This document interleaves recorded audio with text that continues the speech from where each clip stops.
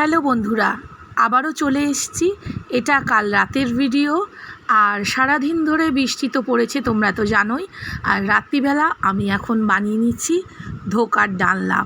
তো একটু বিয়েবাড়ির স্টাইলেই বানাচ্ছি, তবে সেটা আমার মতো করে। তো এই ভিডিওটা যদি দেখতে চাও তাহলে স্বস্তিকাস কিচেনে চলে যেও, ইউটিউব চ্যানেলে। স্বস্তিকাস কিচেনে গিয়ে তোমরা দেখতে পাবে।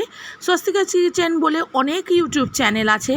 আমার চ্যানেলের একটা লোগো আছে, সেই লোগোটা দেখে তোমরা বুঝবে যে ওটা আমার চ্যানেল। তো এখন রাত 8:30 বাজে, আর আমার ধোকার ডালনা রেডি। ঘরে বানানো গরম মশলা আমি ইউজ করি, যেটা এখন দিয়ে দিলাম। একটু ঘি দিয়ে দিয়েছি, আর কসুরি মেথি তো দিয়েছি, তোমরা দেখতেই পেলে। বাকিটা আর বলবো না, তোমরা চ্যানেলে গিয়ে দেখো। আর ভাইয়ের ফরমাইশে, ওর আবদারেই আজকে লুচি করেছিলাম, তা নাহলে রুটি করারই ইচ্ছে ছিল আমার। তো যাই হোক, ফার্স্ট ব্যাচ লুচি হয়ে গেছে। এখন বিপিকে আর স্বর্ণালীকে খেতে দিয়ে দেবো, আর আমি আর ভাই পরে খাবো। ভাই একটু রাত্রির করে আসবে, ও একটু বেরিয়েছে। তো চলো লুচিগুলো ভেজে ফেলি আর গরম গরম সার্ভ করে দিই। তো আমার ভিডিওটা কেমন লাগলো অবশ্যই বলো তোমরা।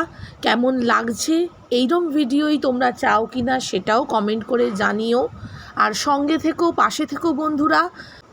বৃষ্টি ভেজা সন্ধ্যায় বা রাতের ডিনারটা এরকম হলে ক্ষতি কী। তো চলো সার্ভ করে দিই ওদেরকে খাবারটা, আর ভাই এলে আমিও খেয়ে নেব।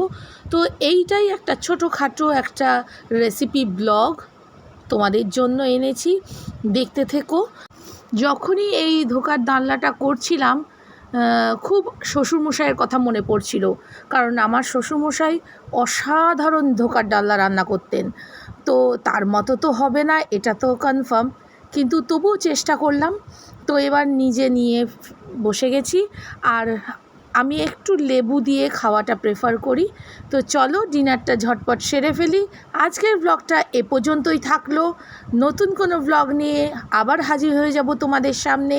ততক্ষণের জন্য tata, take care, lots of love, goodbye. আমিও এনজয় করি আমার ডিনারটা, আর তোমরা কি খেয়েছো কাল রাত্রে বলতে ভুলো না। তো চলো, টাটা।